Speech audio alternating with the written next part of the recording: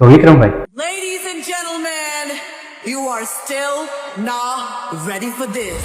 Infinity fire and safety જ્યારે તક્ષશિલા કાંડ જે સુરતની અંદર થયો અને ત્યારે ઘણા બધા બનાવો ફાયરના બની રહ્યા હતા.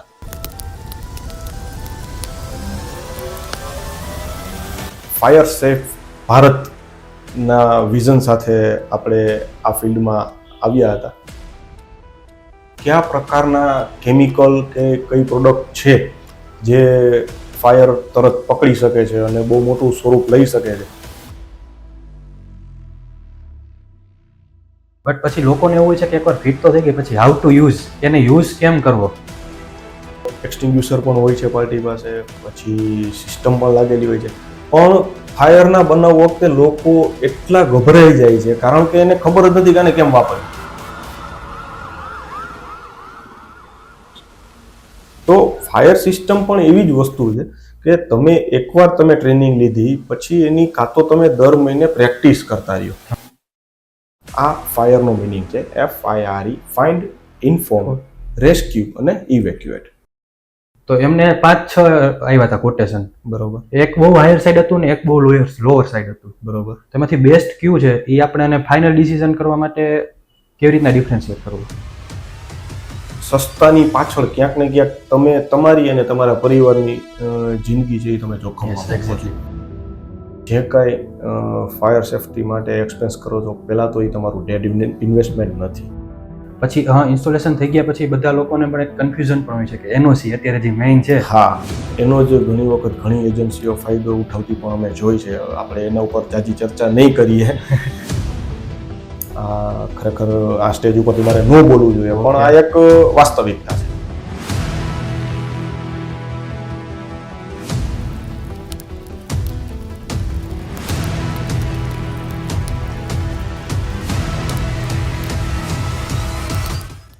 તો વિક્રમભાઈ, આપ એ જણાવો કે ઇન્ફિનિટી ફાયર એન્ડ સેફટીની શરૂઆત આપણે કયા વિઝન સાથે કરી હતી અને ક્યારે કરી હતી?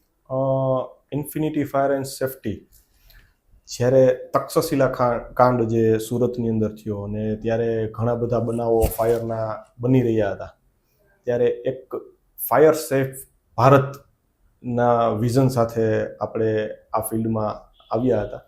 અને 2018થી આપણે આ ફિલ્ડ સાથે સંકળાયેલા છીએ અને ઘણા બધા સારા એવા આપણે ઇન્સ્ટિટ્યૂટ છે, ઇન્ડસ્ટ્રીઝ છે, રેસિડેન્શિયલ બિલ્ડિંગ છે, હોસ્પિટલ છે, એ બધા સાથે આપણે વર્કઆઉટ કરેલું છે.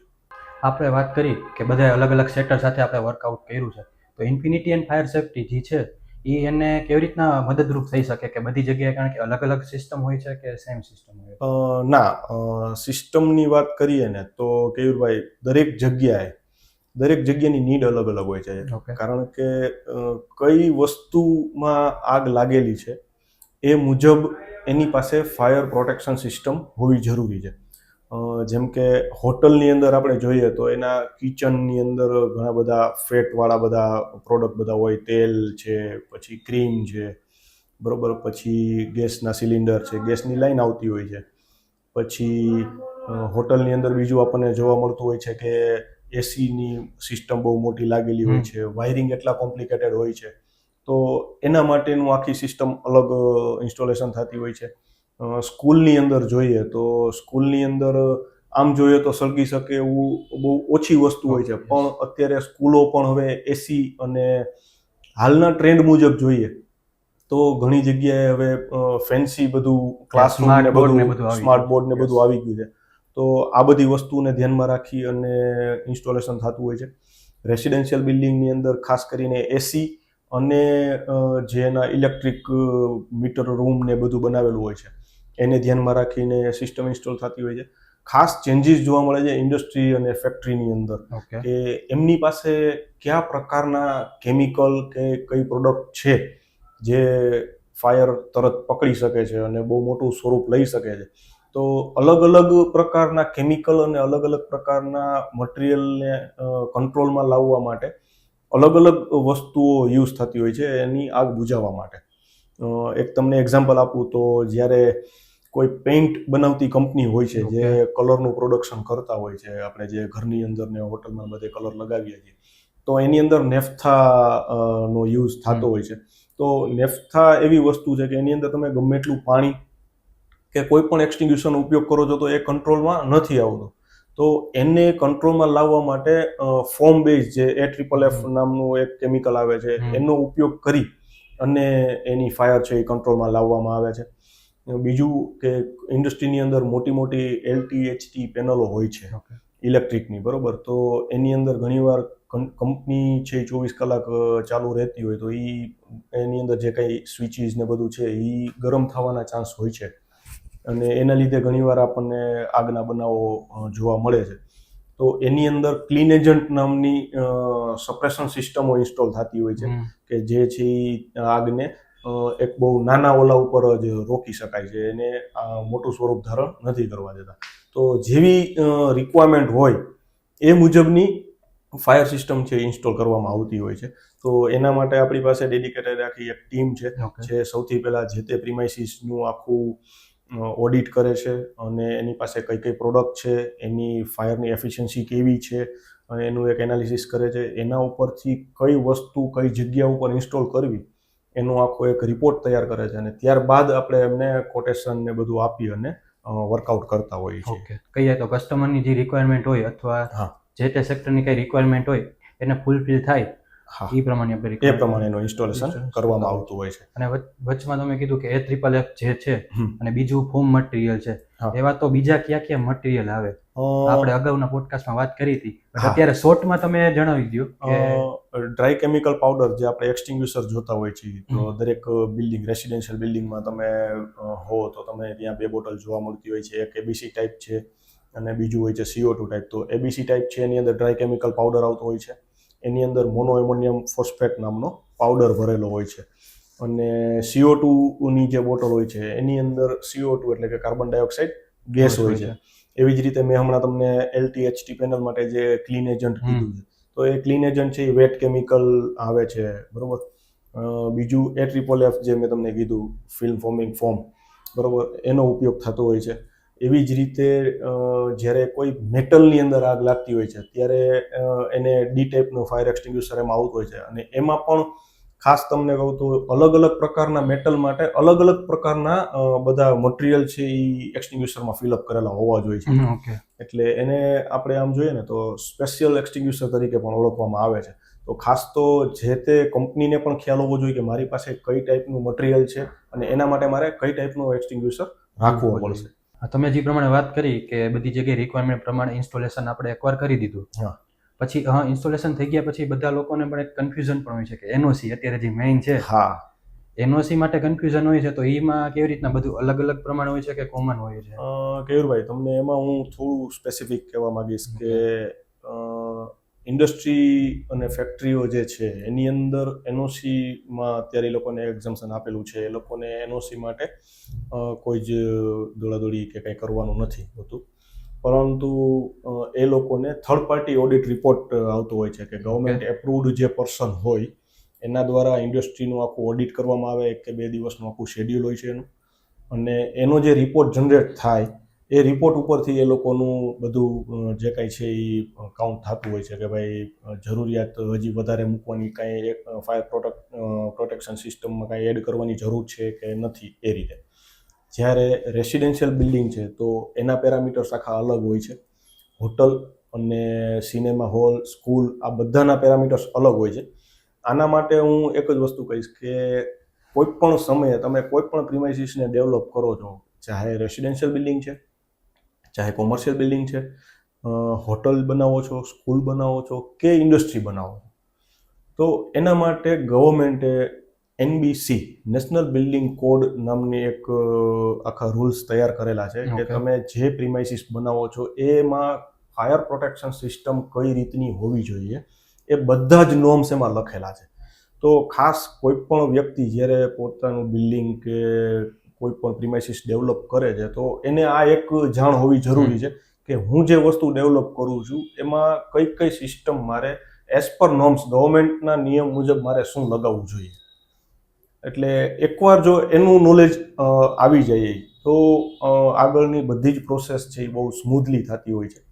અને ઘણી ખરી જગ્યાએ એ જોવા મળ્યું છે કે જો નેશનલ બિલ્ડિંગ કોડ જે છે NBC એને ફોલો કરી અને સિસ્ટમ ઇન્સ્ટોલ કરેલ છે તો ફાયરના બનાવને ખૂબ જ નાના એવા આગથી જ આપણે એને અટકાવી શકીએ છીએ. આપણે NBC રિલેટેડ બધું થઈ ગયું, નોર્મ્સ ને રિલેટેડ સિસ્ટમ લાગી ગઈ, ફિટ થઈ ગઈ, બટ પછી લોકોને એવું હોય છે કે એકવાર ફિટ તો થઈ ગઈ, પછી હાઉ ટુ યુઝ, કે એને યુઝ કેમ કરવો, તો એના માટે કંઈ ટ્રેનિંગ સેશન કે એવું સ્પેશિયલી તમે શું કરી શકો? એ જવાબદારી ખરેખર છે ને ફાયર એજન્સીઓની જ હોય છે. ઓકે. કે NBC ફોલો કરીને તમે સિસ્ટમ ઇન્સ્ટોલ કરાવી લીધી, ત્યારબાદ જે એજન્સી એને ઇન્સ્ટોલ કરે છે, બરોબર, તો એ એજન્સીની જ ફરજ છે કે એ સિસ્ટમને કઈ રીતે ઓપરેટ કરવી. અને ખાલી ઓપરેશન નથી હોતું, એની અંદર એક આખું ટીમ વર્ક હોય છે. તો એ ટીમ વર્ક કઈ રીતે કરવું અને કઈ રીતે લોકોને એ બનાવ જે જગ્યાએ બનેલો છે એમાંથી બહાર લાવવા, કોઈને કઈ રીતે મદદ કરવી અંદર ફસાયેલા વ્યક્તિઓને, એના માટેનું એક આખું ટ્રેનિંગ સેશન એરેન્જ કરવું જોઈએ સિસ્ટમ આખી કમ્પ્લીટ ઇન્સ્ટોલ થઈ ગયા પછી. કારણ કે ઘણી જગ્યાએ એવું જોવા મળે છે કે એક્સટિંગ્યુશર પણ હોય છે પાર્ટી પાસે, પછી સિસ્ટમ પણ લાગેલી હોય છે, પણ ફાયરના બનાવ વખતે લોકો એટલા ગભરાઈ જાય છે કારણ કે એને ખબર જ નથી કે આને કેમ વાપરવી. તો આજે એક નાની એવી આપણે કાર લઈએ છીએ, બરોબર, તો કારમાં પણ આપણે ટેસ્ટ ડ્રાઈવ પહેલા લઈએ છીએ, આપણે પોતે ચલાવીએ કે ભાઈ ના કેવી ફિલિંગ આવે છે, એ કેવી સ્મૂથ ચાલે છે. તો આ પણ એક ખરેખર કેવું છે કે આ એક તમારું ઇન્વેસ્ટમેન્ટ છે તમારા પ્રિમાઇસીસની સેફટી માટેનું. તમે પ્રિમાઇસીસની જે કંઈ ડેવલપ થઈ ગયું પછી એનો એક ઇન્સ્યોરન્સ લ્યો છો, બરોબર છે, તો તમારા પ્રિમાઇસીસનો ઇન્સ્યોરન્સ તમે લ્યો છો તો એની પાછળ તમે જે સેફટી માટે જે ખર્ચ કરેલો છે એ કઈ રીતે ઓપરેટ કરવું, જો તમે એ શીખતા નથી, ઘણી વખત કેવું થાય કે લોકો પોતે જ નથી કહેતા કે અમને શીખવાડો. કારણ કે હજી ઘણી જગ્યાએ એવું જોવા મળે છે કે લોકો આને ડેડ ઇન્વેસ્ટમેન્ટ તરીકે કાઉન્ટ કરતા હોય છે કે ભાઈ આ ડેડ ઇન્વેસ્ટમેન્ટ છે, પણ ખરેખર જેમ તમે પ્રીમિયમ ભરો છો, બરોબર, એવી જ રીતે આ એક તમારું પ્રીમિયમ જ છે. અને આનેથી પ્રીમિયમ છે એ તમને જ્યારે બનાવ બની ગયા પછી કામ આવશે, પણ આ એક એવું ઇન્વેસ્ટમેન્ટ છે કે બનાવને રોકશે, આગળ વધવા જ નહીં દે. તો આનું બધા જ લોકોને જે કોઈ પ્રિમાઇસીસ છે એમાં જેટલા લોકો વર્ક કરે છે કે જેટલા લોકો રહે છે એ લોકોને આનું નોલેજ પ્રોપર હોવું એ જે તે વ્યક્તિની પણ જવાબદારી છે અને જે તે એજન્સીની પણ જવાબદારી છે.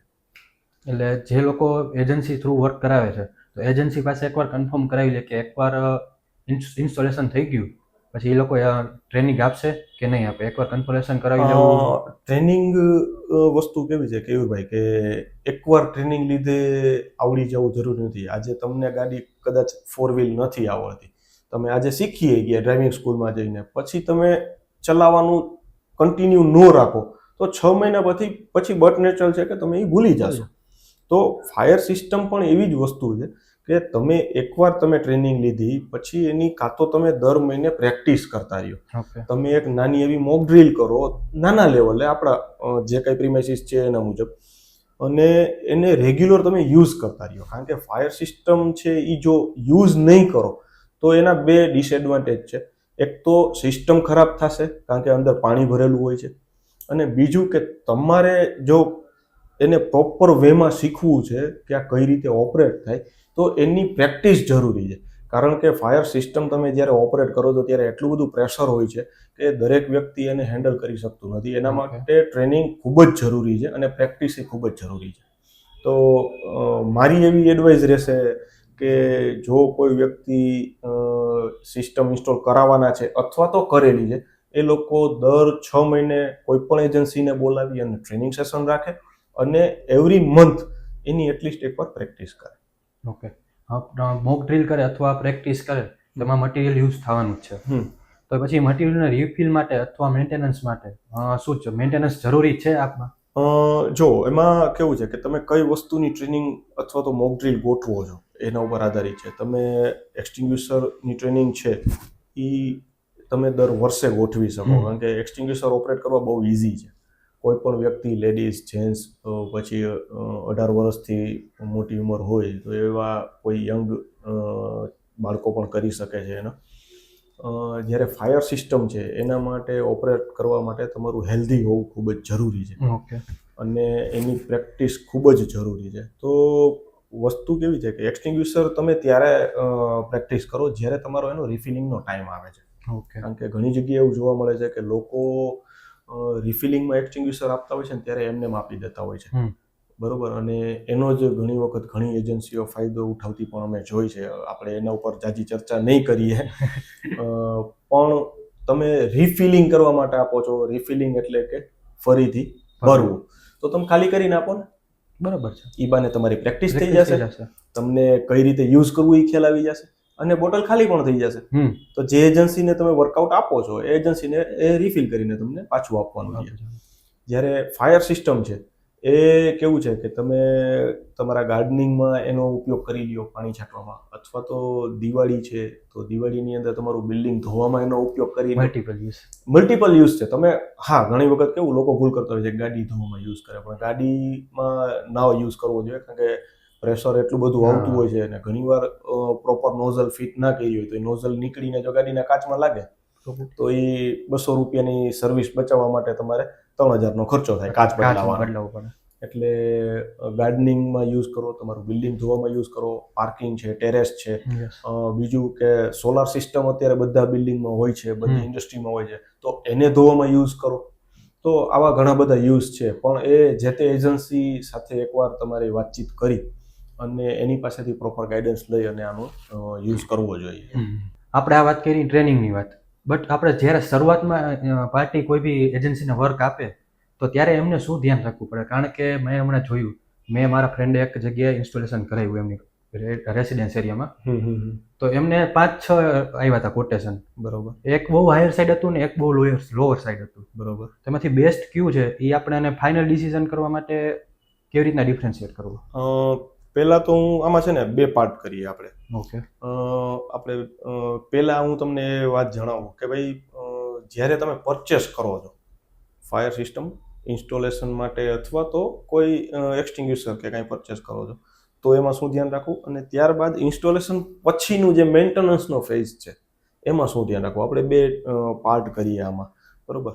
તો જ્યારે તમે કોઈ વ્યક્તિ પાસેથી નવા ઇન્સ્ટોલેશન માટેનું કોટેશન મગાવો છો અને કોઈ ફાયર એક્સટિંગ્યુશર પરચેસ કરવા જાઓ છો તો તમારે શું ધ્યાન રાખવું જોઈએ? તો સૌથી પહેલાં એક્સટિંગ્યુશરની અંદર પહેલાં તો તમને એ ખ્યાલ હોવી જોઈએ કે તમારી પાસે જે પ્રોડક્ટ ફાયર લાગી શકે એવું છે એવી કઈ પ્રોડક્ટ છે અને એના રિલેટેડ કયો ફાયર એક્સટિંગ્યુશર તમારી પાસે હોવો જોઈએ, બરોબર. આનું બેઝિક નોલેજ અત્યારે ચેટ જીપીટી ને બધું ખૂબ જ એઆઈ આવી ગયું છે, તો તમે એની હેલ્પ લઈ શકો છો, બરોબર. આમાં કોઈ ઉપર ડિપેન્ડન્ટ રહેવાની જરૂર નથી. તમે એમાં પૂછી શકો છો કે મારે શું રાખવું જોઈએ અને એ તમને ચેટ જીપીટી બહુ સરસ આન્સર આપશે. આપણે પ્રોમ્પ્ટ એક બેઝિક પ્રોમ્પ્ટ આપો કે જેનાથી લોકોને આમ અવેરનેસ થઈ શકે કે બેઝિક નોલેજ હોય કે આ પ્રોમ્પ્ટ આવ્યા પછી મારે આટલી રિક્વાયરમેન્ટ છે. માની લ્યો તમે જે મને કીધું કે રેસિડેન્શિયલ બિલ્ડિંગ છે, તો હું તમને રેસિડેન્શિયલ બિલ્ડિંગ ઉપર જ કહું કે ભાઈ માની લ્યો કે તમારે રેસિડેન્શિયલ બિલ્ડિંગ માટે ફાયર એક્સટિંગ્યુશર પરચેસ કરવા છે, તો તમે સિમ્પલ ખાલી એટલું જ કહી શકો છો કે ભાઈ મારું 10 માળનું રેસિડેન્શિયલ બિલ્ડિંગ છે જેની અંદર મારે હાલ અમારા ઇલેક્ટ્રિક રૂમ અને દરેક મકાનની સેફટી માટે ફાયર એક્સટિંગ્યુશર પરચેસ કરવાના છે, તો અમારે કયા એક્સટિંગ્યુશર પરચેસ કરવા અને કઈ ક્વોલિટીના કરવા, એટલે તમને એ કયો એક્સટિંગ્યુશર લેવો એ પણ જણાવી દેશે, કઈ ક્વોલિટી લેવી એ પણ જણાવી દેશે, ઇવન તમને કઈ કંપનીનો લેવો એ પણ જણાવી દેશે, બરોબર. હવે કંપનીમાં તો કેવું છે ખબર છે કે જે નામાંકિત કંપનીઓ છે એના તમને મળશે, પણ ઘણા એવા પણ હોય છે કે જે લોકલ મેડ હોય છે પણ ક્વોલિટી સારી બનાવતા હોય છે. તો આમાં એક સિમ્પલ મેથડ છે કે સરકાર શ્રીએ ખૂબ જ સરસ મજાની એક BISની એપ્લિકેશન બનાવેલી છે. ઓકે. તમે કોઈ પણ પાર્ટી સાથે ડીલ કરો છો તો એની પ્રોડક્ટનો ISI નંબર તમે એની પાસેથી મગાવી લ્યો કે તમારો જે ક્વોલિટી મને આપવાનો છો એનો ISI નંબર આપો. ISI નંબરને BISની અંદર તમે CML નંબર જેને કહીએ છીએ, CML નંબરને એમાં તમે ઇન્સર્ટ કરો અને સર્ચ કરો એટલે તમને એ પ્રોડક્ટ ISI છે કે નથી એ બધી જ માહિતી તમને BISની એપ્લિકેશન આપી દેશે. એટલે કે એપ્રુવ થઈ જાય. તો તમારે હવે કોઈ શંકાનું જગ્યા જ નથી. તમારું સમાધાન છે એ BIS ની એપ્લિકેશન આપી દીધું કે ભાઈ આ પ્રોડક્ટ છે એ ખરેખર જેન્યુન છે કે નથી, છે તો પરચેસ કરો. બરોબર. કારણ કે વસ્તુ કેવી છે કે જે નોન ISI પ્રોડક્ટ છે એ ખૂબ જ સસ્તા ભાવમાં મળતા હોય છે, પણ એના ડિસએડવાન્ટેજ જોઈએ તો ઘણા બધા હોય છે કે સમયે ઓપરેટ ન થાય, અથવા તો એની અંદર જે કેમિકલ ભરેલું છે એ પ્રોપર નથી. તો તમે જ્યારે ઓપરેટ કરો છો ફાયર ઉપર તો એનું જે રિઝલ્ટ આવવું જોઈએ કે જે આગને ઠારવું જોઈએ એ પ્રોપર વેમાં વર્ક નથી કરતું. તો એ સસ્તા કોટેશનને જોઈ અને એનું પરચેસિંગ ના કરવું જોઈએ. ખરેખર તમારે BIS એપ્રુવડ પ્રોડક્ટ છે કે નથી, એની અંદર શું કેમિકલ છે, શું કન્ટેન્ટ વાપર્યું છે, એ બધી જ માહિતી લઈ એની પાછળ તમને કયા સર્ટિફિકેટ હોય આપવાના છે, આ બધું જ એની પાસેથી માહિતી તમારે પહેલા મેળવવી જોઈએ અને પછી પરચેસ કરવું જોઈએ. કારણ કે સસ્તાની પાછળ ક્યાંક ને ક્યાંક તમે તમારી અને તમારા પરિવારની જિંદગી છે એ તમે જોખમમાં મૂકો છો. હવે એક જ વસ્તુ કહું કે ભાઈ એક વસ્તુ તમે 100 રૂપિયાની લ્યો છો ને એ 125 મળવાની છે, તો ફેર 25 રૂપિયાનો જ છે, પણ તમે એ 25 પાછળ તમારા ફેમિલીની સેફટી શું કામ જોખમમાં મૂકો છો? બરાબર છે.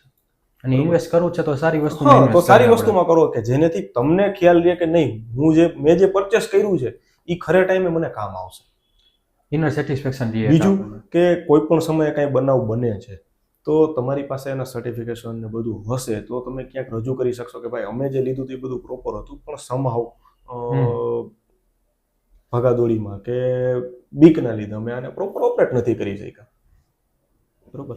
પણ એ પણ વસ્તુ બને નહીં જો તમે ટ્રેનિંગ પ્રોપર આપણે જેમ વાત થઈ એમ લીધી હોય તો એ વસ્તુ ન બને. કારણ કે જ્યારે ટ્રેનિંગ નથી ત્યારે તમારું માઇન્ડ છે એ ઝીરો થઈ જાય અથવા તો બ્લેન્ક થઈ જાય છે. પણ ટ્રેનિંગ પ્રોપર હશે તો તમે એ વસ્તુને પ્રોપર કરશો જ, કારણ કે કોન્ફિડન્સ બિલ્ડ થઈ ગયું હોય તમારી અંદર. બીજો પાર્ટ જે છે કે કઈ રીતે મેન્ટેનન્સ કરાવવું અને એના કોટેશનની તમે જે વાત કરી, તો આમાં કેવું છે કે પહેલા તો ઘણી એજન્સીઓને એ જ ખ્યાલ હોતો નથી ખરેખર મેન્ટેનન્સ કેમ કરવું. ખરેખર આ સ્ટેજ ઉપરથી મારે ન બોલવું જોઈએ, પણ આ એક વાસ્તવિકતા છે. તો પહેલા તો તમે કોઈ પણ એજન્સીને બોલાવો છો કે ભાઈ મારે મેન્ટેનન્સ કરવાનું છે, કે તમે એને પૂછો કે તમે શું કરશો. તમે એને પૂછો કે ભાઈ તમે આમાં શું કરશો, મેન્ટેનન્સમાં શું તમે કરશો. બરોબર. હવે આવી રીતે તમે 3 કે 4 એજન્સીઓને બોલાવો છો તો એની વચ્ચે તો તમને વર્કમાં પહેલા તો ખબર પડી જશે કે કોણ શું કરે છે. હવે એના ઉપરથી તમને એક અંદાજો આવશે કે ખરેખર કઈ એજન્સી છે જે આ વર્કને પ્રોપર તમને સમજાવે છે કે હું આવું કરીશ. ઓકે. કારણ કે મેન્ટેનન્સમાં કેવું હોય છે કે એક લોકોને એવું હોય છે કે સર્વિસ કરાવવું. હવે આપણે બાઇકની અંદર હું તમને એક્ઝામ્પલ આપું તો બાઇકને આપણે સર્વિસ કરાવીએ એટલે ફુવારો મારીને દોડાવીએ, આ તમારી સર્વિસ થઈ. અને બીજું એક હોય છે કે આપણે 2 મહિને 4 મહિને કે 6 મહિને ઓઇલ ચેન્જ કરાવતા હોય, બ્રેકના ડટ્ટા ચેક કરાવતા હોય, બરોબર, ક્લચ વાયર, બ્રેક વાયર, લીવરનો વાયર, આ બધું આપણે કાં તો ચેન્જ કરાવતા હોય કાં તો ચેક કરાવતા હોય છે. તો આ બે વચ્ચે ફેરી છે કે એક છે એ સર્વિસ કરવાનો પાર્ટ થયો અને એક છે મેન્ટેનન્સ કરવાનો. મેન્ટેનન્સની અંદર એવું થાય કે જે વસ્તુ ખરાબ થઈ ગઈ છે એ ચેન્જ કરી દે તમને. બસ આ જ વસ્તુ તમે ફાયર સિસ્ટમમાં જુઓ તો ઘણા એવું માને કે ભાઈ સર્વિસ એટલે કે ઓઇલ ને બધું કરી નાખીએ એટલે એ પ્રોપર થઈ ગયું, પણ એ સર્વિસ નથી કરાવવાની. તમારે મેન્ટેનન્સ કોન્ટ્રાક્ટ કરવાનો છે. તમારા NOC ને રિન્યુ કરવા માટે તમારે મેન્ટેનન્સ કોન્ટ્રાક્ટ કરવાનો છે. તો મેન્ટેનન્સની અંદર શું આવે તો કે ભાઈ હાઇડ્રન્ટ વાલ્વ જે તમારે ત્યાં લાગેલા છે દરેક ફ્લોર ઉપર કે કોઈ પણ ઇન્ડસ્ટ્રીની અંદર તો તમારા યાર્ડમાં લાગેલા છે, તો એની અંદર રબર વોશર છે એ ચેક કરવાનું આવે. એના માટે તમારે વાલ આખો ખોલવો પડે, બરોબર.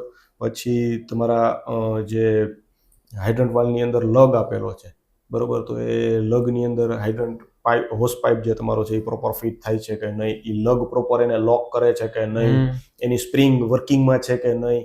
એવા જ 2 લગ તમારા હોસ પાઇપમાં હોય તો એ હોસ પાઇપના લગ જે વર્ક કરે છે કે નહીં. આ ઘણું બધું એમાં આવતું હોય છે.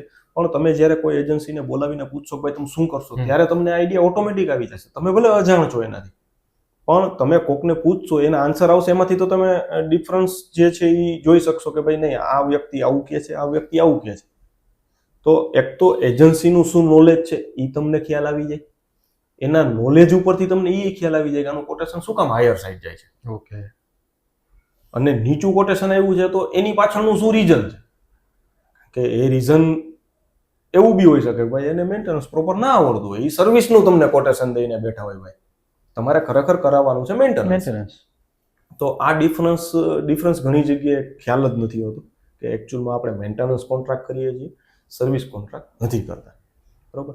મેન્ટેનન્સ કોન્ટ્રાક્ટની અંદર ઘણું બધું આવતું હોય છે, હોસ પાઇપ ચેક કરવાનો આવે કે હોસ પાઇપ લીક નથી, બરોબર, પંપ છે એ પ્રોપર વર્કિંગમાં છે કે નહીં, પછી તમારા જે હોઝરીલ છે તો હોઝરીલની નળી છે એ ક્યાંયથી ટ્વિસ્ટ નથી થઈ ગઈ, હાઇડ્રન્ટ વાલ છે તો એની અંદરથી રબર વોશર જે છે એ તૂટી ગયું છે કે ખરાબ થઈ ગયું છે, સડી ગયું છે, તો એ ચેન્જ કરવાનું છે કે નહીં, આ ઘણું બધું ચેક કરવાનું આવતું હોય છે.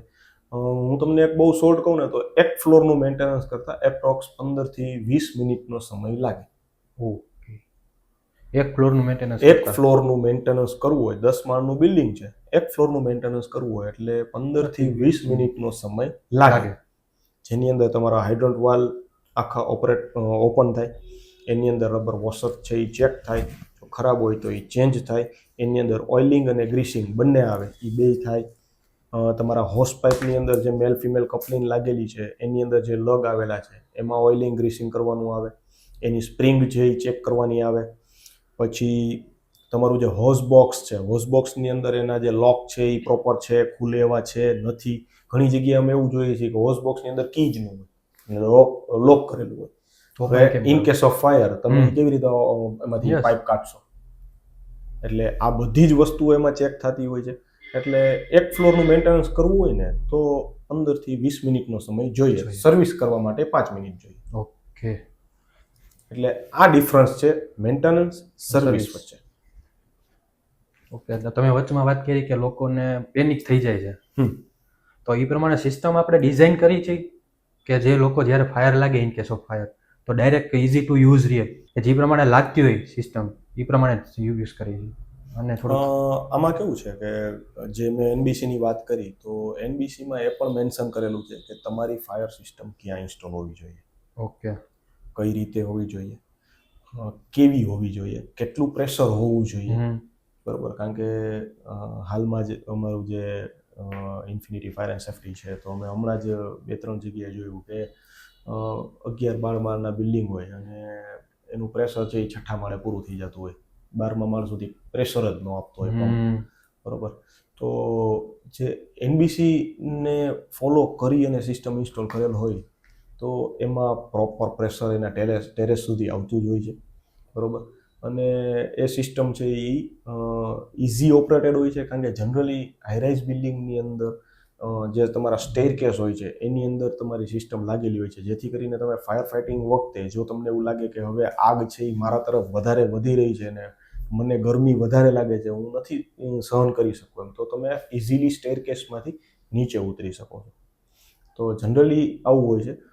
ઘણી જગ્યાએ એના સ્પેશિયલ ડક બનાવેલા હોય છે, કારણ કે જો પોળું બિલ્ડિંગ હોય તો સ્ટેરકેસમાં મૂકવું થોડું અઘરું પડતું હોય છે, તો એવા કેસમાં સ્પેશિયલ ડક આપેલી હોય છે, બરાબર.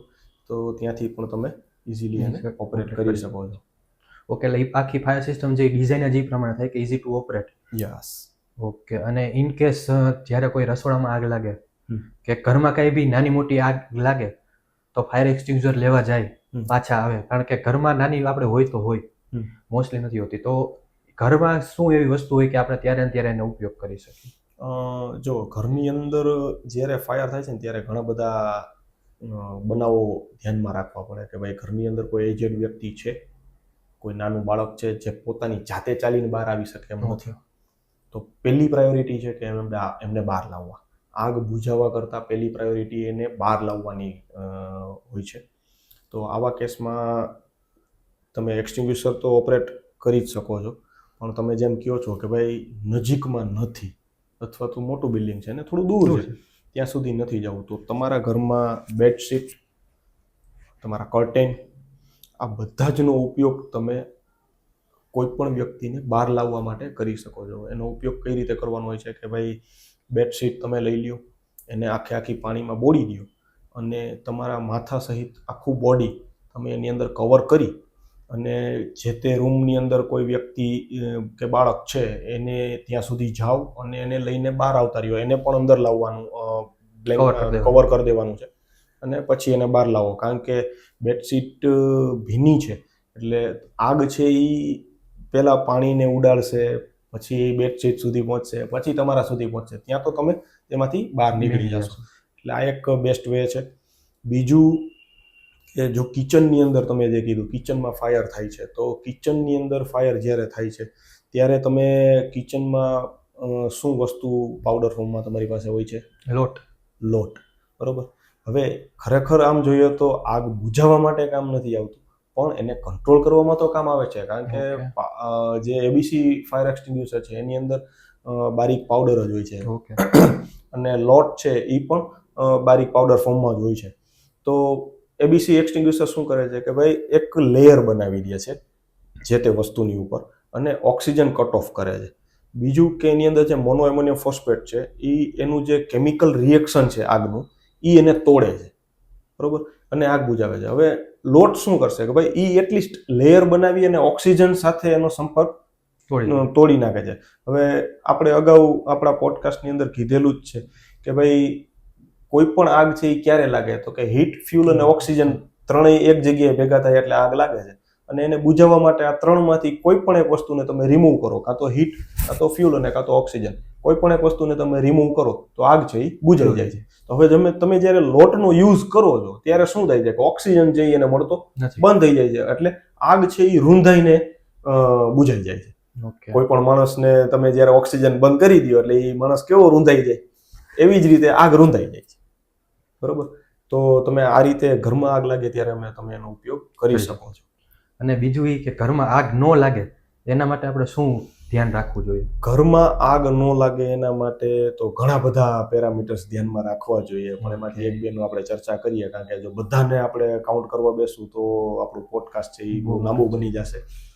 પણ પેલું તો તમારા ઘરનું જે વાયરિંગ છે એ તમારા ઘરના લોડ મુજબ છે કે નહીં. તમારા ઘરમાં જેટલા ઇલેક્ટ્રિકલ એપ્લાયન્સીસ છે એનો ટોટલ લોડ જે છે એ વાયરિંગ એ લોડને સહન કરી શકે એમ છે કે નહીં, પહેલું તમારે આ ચેક કરી લેવું જોઈએ. બીજું, ઘરમાં અત્યારે જે ELCB, MCCB ને બધું જે રોબોટ ને બધું આવી ગયું છે એ ઇન્સ્ટોલેશન કરેલું હોવું જ જોઈએ, કારણ કે ઘણી વખત જ્યારે શોર્ટ સર્કિટ થાય છે ત્યારે ત્યાંથી પાવર કટ ઓફ થઈ જાય છે અને આગને આગળ વધવા જ નથી દેતું કે લાગવા જ નથી દેતું. તો આ એક વસ્તુ ધ્યાનમાં રાખવાની હોય છે. બીજું કે જ્યારે તમે કિચનની અંદર કોઈ રસોઈ કરો છો તો ખાસ ધ્યાનમાં એ રાખવાનું કે જ્યારે તમે રસોઈ કરો છો ત્યારે તમારે ચાલુ ગેસ મૂકીને તો એટલીસ્ટ બહાર ના જ જવું જોઈએ, કારણ કે જ્યારે કોઈ પણ વસ્તુ ઓવરહીટ થઈ જાય છે ત્યારે આગ પકડી લે છે. જેમ કે તેલ છે એવી જ રીતે આગ પકડે છે. બરોબર. અને બીજી વસ્તુ યાદ એ રાખવાની કે કિચનમાં જ્યારે ફાયર થાય છે ત્યારે તેલમાં કે એમાં પાણી ક્યારેય ઉપયોગ કરવો નહીં, કારણ કે તેલ છે એ પાણી ઉપર તરે છે. તમે જેવું જ પાણીનો ઉપયોગ કરશો એવું છે આગ સીધી હશે એના કરતાં 2 થી 3 ગણી થઈ જશે. આના ઘણા બધા વિડીયો યુટ્યુબમાં પણ અવેલેબલ છે, તમે જોઈ શકો છો. તો ખાસ આ વસ્તુ ઘર માટે ધ્યાન રાખવી જોઈએ કે ઇલેક્ટ્રિકલ જે આપણું વાયરિંગ છે એ પ્રોપર હોવું જોઈએ અને પ્રોપર ગેજના વાયર યુઝ કરેલા હોવા જોઈએ. શોર્ટ સર્કિટથી પ્રોટેક્શન માટે ELCB, MCCB વોટએવર જે આવતું હોય, રોબોટ, આ બધું લગાવેલું હોવું જોઈએ. અને કિચનની અંદર સમયાંતરે જો તમારે ગેસની નળી છે એનો ચેક કરાવતું રહેવું જોઈએ, અમુક સમય થાય તો એને ચેન્જ કરતી રહેવી જોઈએ. ગેસના સિલિન્ડર તમે યુઝ કરો છો તો એ શક્ય હોય તો બહારના એરિયામાં રાખવો જોઈએ, જેથી કરીને જો કદાચ લીકેજ થયું છે ગેસમાંથી, સિલિન્ડરમાંથી, તો એ છે એ ગેસ સીધો બહાર ઉડી જાય. તો આવી બધી વસ્તુઓ ધ્યાનમાં રાખવાની હોય છે. આપણે બધી વાત કરી સેફટીની અને મેન્ટેનન્સ રિલેટેડની, ઓલ ઓવર વ્યૂ જોઈ લીધો આપણે. બટ હવે એક બેઝિક વસ્તુ એ જણાવો કે જ્યારે પહેલા આગ લાગે છે તો કોઈ રેસિડેન્સ છે અથવા કોઈ કોમર્શિયલ બિલ્ડિંગ છે, તો માણસો કોઈ પબ્લિક છે ત્યાં રહેતા કે તો એને પહેલા શું કરવું જોઈએ? મેં જેમ પહેલા કીધું એમ કે ફાયર ફાઇટિંગ છે એ ટીમ વર્ક છે, એક વ્યક્તિથી થતું નથી. તો એવી જ રીતે કોઈ પણ સમયે કોઈ પણ પ્રિમાઇસીસમાં, ઇન્ડસ્ટ્રી છે કે રેસિડેન્શિયલ છે, કોમર્શિયલ છે, વોટએવર જગ્યા છે, એમાં જ્યારે ફાયર થાય છે તો સૌથી પહેલું કામ તો ફાયરનો મિનિંગ છે ફાઇન્ડ, કે પહેલાં ગોતો ક્યાં લાગી છે. બધાને ઇન્ફોર્મ કરો. એટલે દરેક બિલ્ડિંગની અંદર અલાર્મ સિસ્ટમ લાગેલી જ હોય છે. તમે કોલ કરીને બધાને કે દોડાદોડી કરીને ન કહેવાનું, અલાર્મ સિસ્ટમ દબાવી દો, એટલે બધા જ હૂટરો વાગવા માંડશે એટલે બધાને ખબર પડી જાય કે ભાઈ આગ લાગેલી છે. FI પછી R, રેસ્ક્યુ. હવે તમે જોવો કે ભાઈ કોઈ આગમાં ફસાણું છે કે નથી, તો એને રેસ્ક્યુ કરો. અને E એટલે ઇવેક્યુએશન. બધા જ સેફ છે તો હવે તમે પોતે ત્યાંથી ઇવેક્યુએટ કરો, એટલે કે તમે પોતે બહાર નીકળી જાઓ. આ ફાયરનો મિનિંગ છે, FIRE, ફાઇન્ડ, ઇન્ફોર્મ, રેસ્ક્યુ અને ઇવેક્યુએટ. બરોબર. હવે માની લ્યો કે ફાયર થયું છે, તમે પ્રોપર જેમ આપણે વાત કરી એમ કે ટ્રેનિંગ લીધેલી છે, પ્રેક્ટિસ કરો છો, તો અને તમે સ્વસ્થ છો, તો તમારે શું કરવું જોઈએ? તો તમારે 3 થી 4 જણાની ટીમ બનાવવી જોઈએ. એક વ્યક્તિ છે એ ફાયર ફાઇટિંગ કરવા માંડે એક્સટિંગ્યુશરથી, અથવા તો હોઝરીલ છે તો હોઝરીલનો ઉપયોગ કરી અને આગને કંટ્રોલમાં લાવવાની ટ્રાય કરે. બીજો વ્યક્તિ એક છે એ શું કરશે કે ભાઈ ફાયર ડિપાર્ટમેન્ટને 101 અથવા તો 112 પર કોલ કરી અને ફાયર ડિપાર્ટમેન્ટને જાણ કરશે. ત્રીજો વ્યક્તિ છે એ શું કરશે કે બધા જ લોકોને બિલ્ડિંગ અથવા તો જે કાંઈ પ્રિમાઇસીસ છે એમાં એસેમ્બલી પોઈન્ટ ઉપર બધાને ભેગા કરશે, જેથી કરીને કોઈ અંદર રહી નથી ગયું કે એ આપણને ખ્યાલ આવે. બરાબર. અને પછી જે લોકો ફ્રી છે અને જે હેલ્ધી છે એ લોકો ફાયર ફાઇટિંગમાં હેલ્પ કરી શકે છે. કઈ રીતે? કે ભાઈ ફાયર હાઇડ્રન્ટ વાલ છે, હવે જે ફાયર ફાઇટિંગ કરે છે એ વાલ ખોલવા નહીં જઈ શકે, તો 2 વ્યક્તિઓ તેને, એક વ્યક્તિ એની પાછળ સપોર્ટમાં હશે પાઇપ પકડવા માટે, એક વ્યક્તિ છે હાઇડ્રન્ટ વાલ ઓપરેટ કરતો હશે, પંપ ઓન ઓફ કરતો હશે. તો આ એક આખું ટીમ વર્ક છે. તો સૌથી પહેલાં તમારે એક જણાને ફાયર ફાઇટિંગ માટે પહેલાં તો સ્ટાર્ટ કરી દેવું જોઈએ, જેથી ફાયર છે એ આગળ વધતી ધીમી થઈ જાય. એટલીસ્ટ કદાચ હાલો બુઝાવી નથી શકતા પણ એટલીસ્ટ એને કંટ્રોલમાં રાખી શકાય. બીજો વ્યક્તિ છે એ બધાને જાણ કરી દે છે. ત્રીજો વ્યક્તિ છે એ ફાયર ડિપાર્ટમેન્ટને બોલાવી લે છે. અને પછી જે બધું ટીમ વર્ક કરવાનું છે કે ભાઈ અલાર્મ સિસ્ટમ ચાલુ છે, બરાબર, પછી હાઇડ્રન્ટ વાલ ચાલુ કરવાનો, પંપ ચાલુ કરવાનો અને ફાયર ફાઇટિંગ કરવાનું. આ બધું તમે પ્રોપર વેમાં ટ્રેનિંગ ને બધું લઈ અને જો પ્રોપર કરો છો તો તમે જે જાનહાની છે એને ઘણી બધી અટકાવી શકો છો, ઓછી થતી.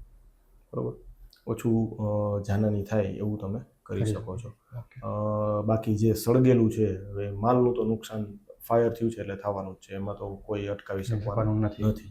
બટ જેટલું આપણેથી કંટ્રોલ થઈ શકે એટલું આપણે મેક્સિમમ ટ્રાય મેક્સિમમ કરી શકીએ. ઓકે. તમે જે ઇન્ફોર્મ કરવાની વાત આવી એમાં તમે કીધું કે બટન પ્રેસ કરવું પડે. મેં એ જોયું છે ઘણી બધી જગ્યાએ કે આખું બોક્સ હોય છે. હા. અને એની અંદર બીજું ઘણું બધું પણ હોય છે. હા. તો એ શું હોય છે? એ અલાર્મ પેનલ કહેવામાં આવે છે. એમાં 2 જાતની હોય છે, એક એડ્રેસેબલ હોય છે અને એક કન્વેન્શનલ હોય છે.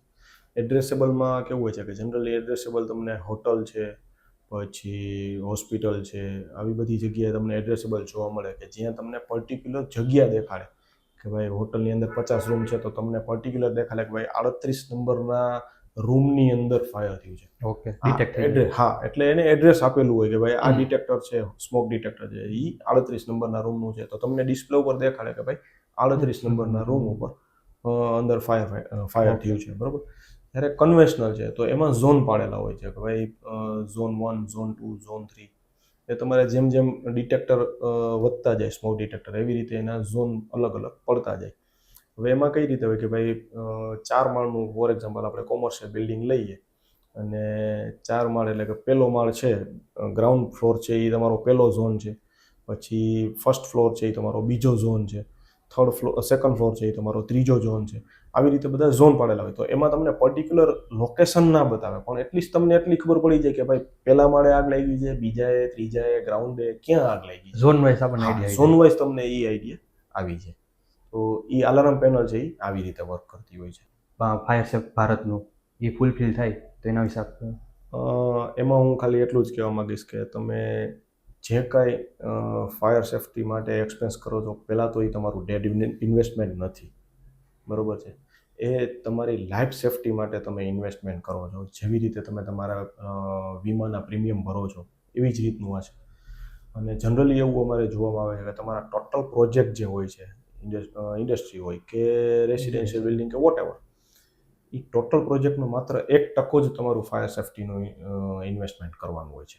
ઓકે. તો ખૂબ જ નાના એવા અમાઉન્ટથી તમે તમારા આખા પ્રિમાઇસીસને પ્રોટેક્ટ કરી શકો છો. પ્લસમાં આપણી લાઈફને.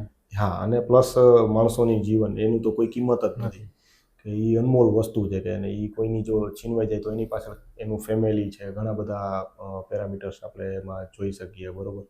તો એ તો અનમોલ વસ્તુ છે, એટલે એને આપણે કઈ રીતે વર્ણવી તો એને પણ આપણે સેફ કરી શકીએ છીએ. તો ખાસ જ્યારે તમે તમારું પ્રિમાઇસીસ બનાવો છો કે ડેવલપ કરાવો છો, તો જ્યારે તમે ફાયર સિસ્ટમની મેટરમાં વિચારો ત્યારે તમારે માત્ર સિસ્ટમ ઇન્સ્ટોલ કરાવી દેવા પૂરતું ના રાખવું જોઈએ. સિસ્ટમ છે એ કઈ ક્વોલિટીની, કેવી નોલેજવાળી એજન્સી છે, આ બધી જ વસ્તુઓને ધ્યાનમાં રાખીને ઇન્સ્ટોલ કરાવવું જોઈએ. અને ખાસ આવા અવેરનેસ સેશન્સ જે થતા હોય છે કે ભાઈ ટ્રેનિંગ લેવાતી હોય, પછી ઘણી વખત ફાયર વીક ઉજવાતો હોય છે આખો, બરોબર. તો એમાં કોઈ ઇવેન્ટ થતી હોય તો એમાં આપણે ભાગ લેવો જોઈએ. ટ્રેનિંગ માટે જ્યારે કોઈ વ્યક્તિ તમારા પ્રિમાઇસીસમાં આવે છે તો એ પ્રોપર એટેન્ડ કરવી જોઈએ. કે ઘણી વખત એવું જોવામાં આવે છે કે લોકો એમાં પણ નીરસ હોય છે, એમાં ઇન્ટરેસ્ટ નથી હોતો, આમાં હું જાઉં. પણ એવું જરૂરી નથી કે ભાઈ તમારે જ બિલ્ડિંગમાં આગ લાગે. તમે ક્યાંય ગયા છો બારે, મોલમાં કે વોટેવર જગ્યાએ, પણ ત્યાં ફાયર થયું તો તમે જો આ વસ્તુ જાણો છો તો બની શકે તમે કોકનો જીવ બચાવી શકો, હેલ્પફુલ થઈ શકે, તમે કોકને હેલ્પફુલ થઈ શકો. તો આ જાણવું જરૂરી છે, કારણ કે જ્યારે લોકોને ખ્યાલ નથી હોતો ને ત્યારે તમે જે કીધું કે માઇન્ડ બ્લેન્ક થઈ જાય, બરોબર, કે લોકોને ખ્યાલ જ નથી હોતો, ભાગાદોડી થઈ જાય, પેનિક થઈ જાય.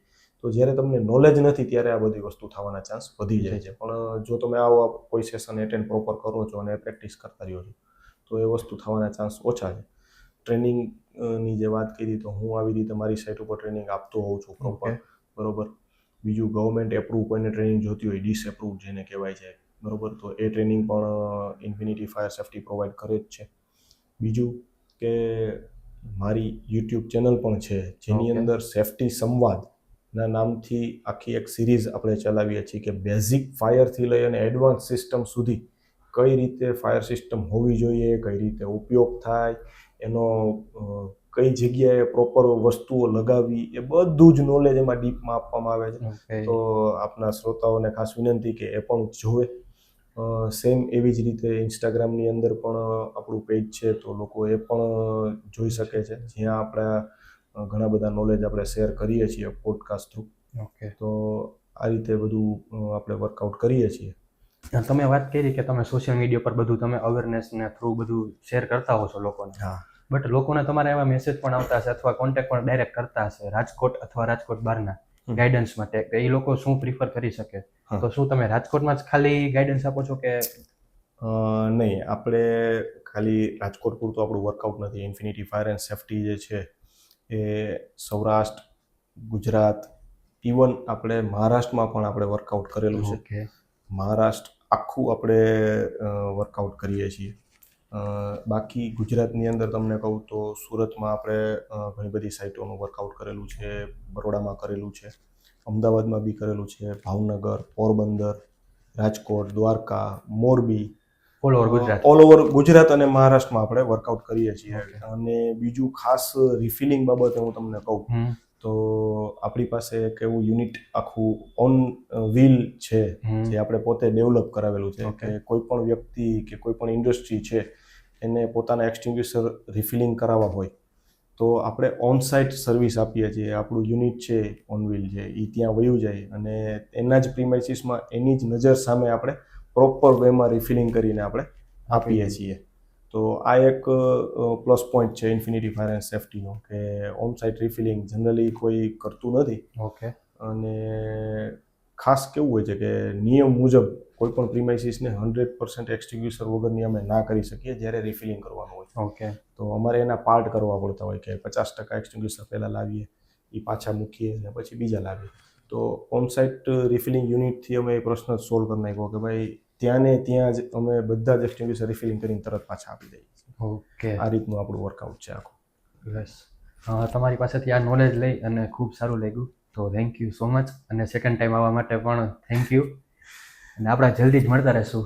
અને બધા આપણા વ્યુઅર્સને અને લિસનરને એક રિક્વેસ્ટ છે કે ઇન્ફિનિટી ફાયર સેફ્ટીના ઇન્સ્ટાગ્રામ પેજને ફોલો કરે અને એમને રિલેટેડ કાંઈ બી ઇન્ક્વાયરી હોય તો કોન્ટેક્ટ કરે. Thank you. Thank you.